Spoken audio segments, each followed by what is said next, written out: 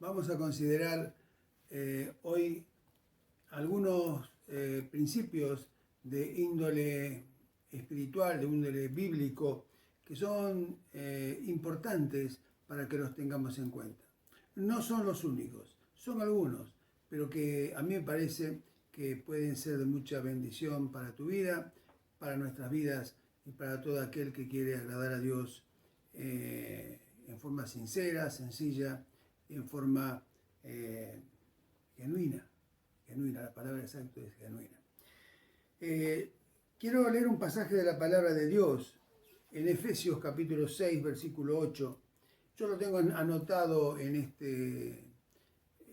este apunte para hacerlo más ágil. Luego vamos a leer directamente de la Biblia otro pasaje. Dice, sabiendo que el bien que cada uno hiciere, ese recibirá del Señor, sea siervo o sea libre. Efesios 6, 8. O sea, lo que está diciendo acá que el bien que cada uno haga, ese recibirá del Señor. Cuando hacemos bien a otras personas, cuando hacemos bien en cualquier aspecto de nuestra vida, Dios nos compensará también haciéndonos bien de otra manera, pero de alguna manera va a compensar eso bueno que nosotros hicimos.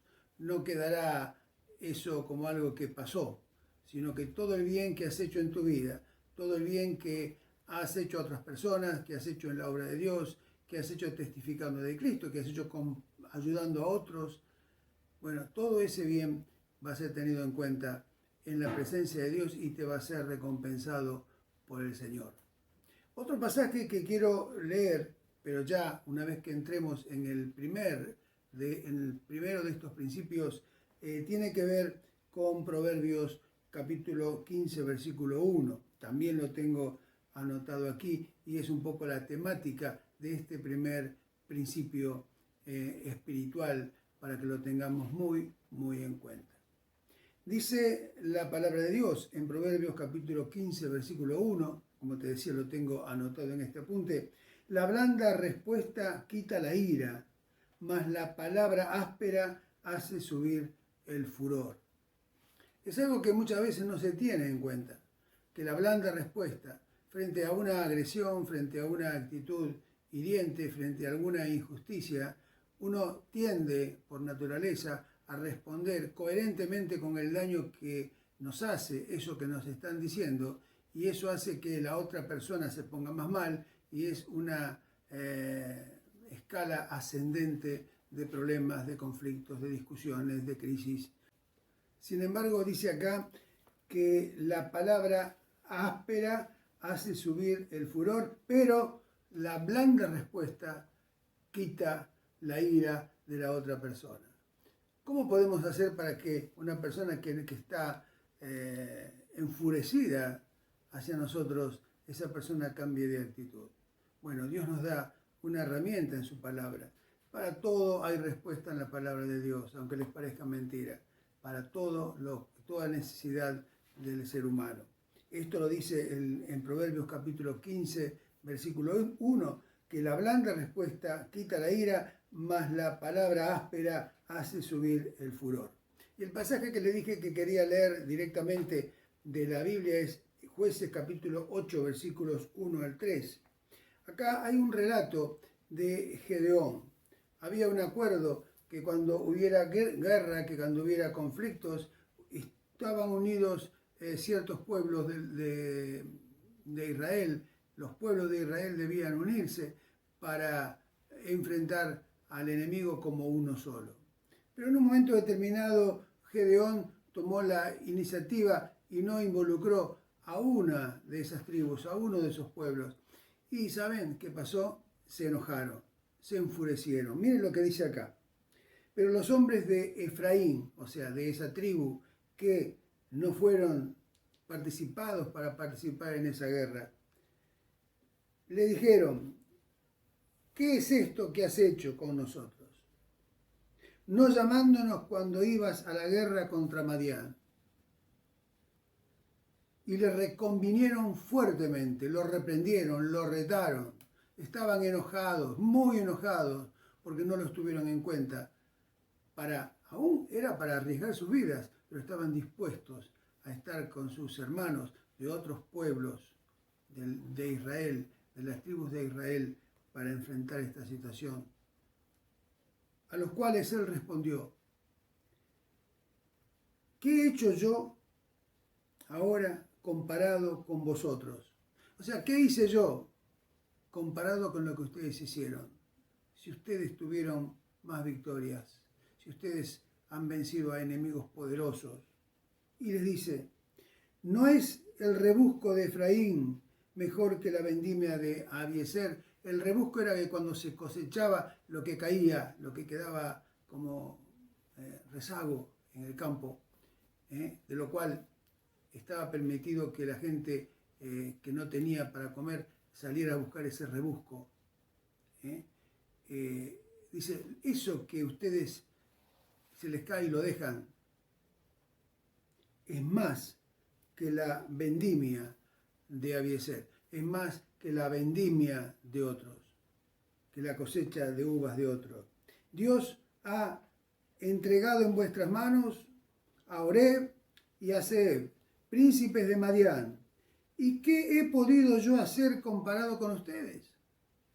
¿Qué poco hice yo comparado con ustedes? O sea, reconoció su situación, reconoció que no era más, que no era que se sentía valiente y poderoso, que no necesitaba de los pueblos aliados, de los pueblos que estaban con ellos.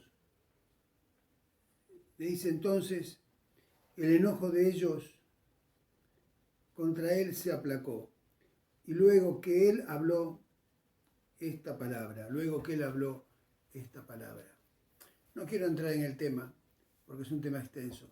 Lo que quiero destacar en esto es que Gedeón responde blandamente y con elogios. No elogios con mentiras, reconocimiento de las virtudes de aquellos que estaban enojados contra él. Gedeón reconoce que no cumplió con el acuerdo. O sea, la blanda respuesta y el reconocimiento con humildad en el corazón de Gedeón hizo que la ira, que el enojo de los que lo estaban enfrentando, confrontando, bajara y hubiera paz. Cuando te hablan agresivamente,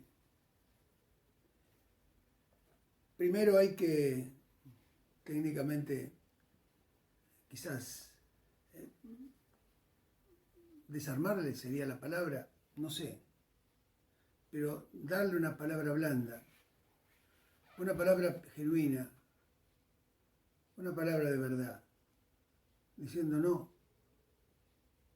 tenés razón en esto, tenés razón en aquello, quizás esté equivocado en otras cosas, pero tenés razón, tenés virtudes. Y luego, con amor, decirle, mirá, yo lo que quise decir es esto. Es una forma correcta en la cual el Señor nos está orientando para deshacer problemas, deshacer conflictos. Hay personas que cuando uno responde blandamente es como que se enfurecen más y más y más y más, pero llega un momento cuando uno hace silencio que se callan porque no tienen más para decir. La blanda respuesta quita la ira. Cuando alguien te agrede, cuando alguien discute, si te pones a discutir a la par, no llegan a ningún acuerdo. No se soluciona nada. Ninguna de las partes oye, o sea, no entra a su interior lo que está diciendo el otro, porque son palabras que van y vienen como golpes que se van pegando y ya ni saben lo que están diciendo, o si lo saben, el otro no le dio el valor que vos esperabas que le diera para recapacitar. No se convence a nadie por la fuerza, no se convence a nadie con golpes, no se convence a nadie con confrontación, se convence con la verdad. Y básicamente la tarea de convicción la da el Espíritu Santo de Dios.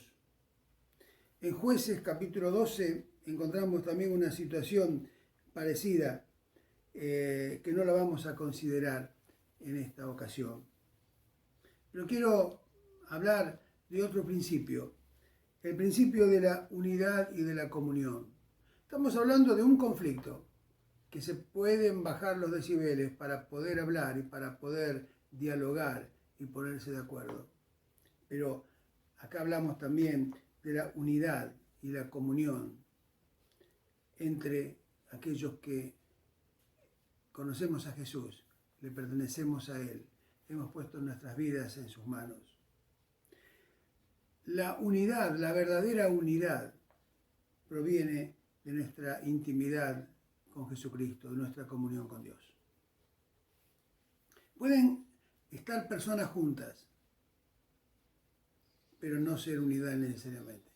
Pueden ponerse de acuerdo un montón de personas para lograr un objetivo, pero eso no es unidad, eso es un acuerdo para lograr un objetivo, aunque sea un objetivo correcto.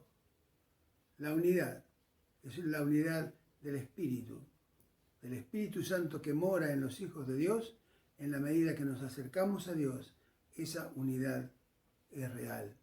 La unidad no es por jerarquías, la unidad no es por reclutamiento, la unidad no es por convocatorias, la unidad no es por comer juntos, la unidad es por nuestra relación con Dios personal.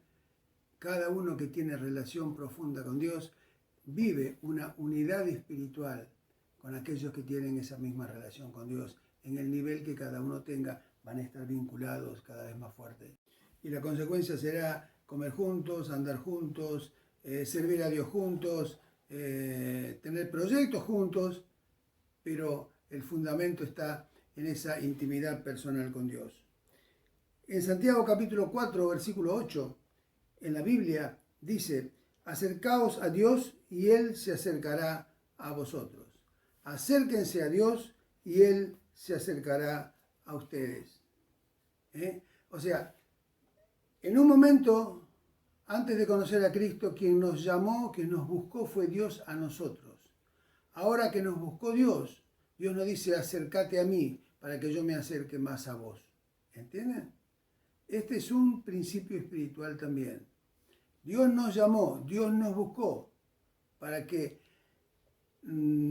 tuviéramos la posibilidad de acercarnos a Dios y entregar y poner nuestras vidas en las manos de Dios. Pero una vez que ya aceptamos a Cristo, el Señor dice: ahora acércate vos a mí y yo me acerco a vos. Él espera que cada vez espera que tomemos la iniciativa, que nosotros cada vez nos vayamos acercando más a Dios. Eso no es más ni menos que tener una profundidad, ir profundizando, ir avanzando en la comunión con el Señor. Dios manifiesta su propia presencia en nosotros cuando nos acercamos a Él. La unidad es producto de esta comunión con el Señor. Podemos tener tanto de comunión con Dios como lo deseemos. Y me dirás: pero yo quiero tener comunión con Dios, pero no puedo. No puedo. Bueno, porque realmente no lo deseas. Hay un dicho que dice: el que quiere puede. A veces no podemos, tenemos dificultades, pero el que pone empeño, el que pone deseo, busca de cualquier manera para poder estar juntos, se esfuerza y Dios lo ayuda. El que quiere puede, en la mayoría de los casos. En cuanto a la comunión con Dios, tiene esto una gran vinculación, porque podemos tener tanta comunión con Dios como nosotros querramos, como nosotros deseemos. Dios no nos pone límites a esa comunión. Somos nosotros los que determinamos cuánto nos queremos acercar al Señor. ¿Lo tenés en cuenta esto? Entonces, hablamos primero de que el primer principio, que la blanda respuesta quita la ira. O sea, poder aplacar el ánimo de otras personas cuando hay un conflicto, cuando hay una lucha, cuando hay una diferencia, para reconciliarnos y para poder caminar juntos. Pero después queremos tener mayor comunión, y para poder tener mayor comunión tenemos que tener una relación personal con Dios, cada uno.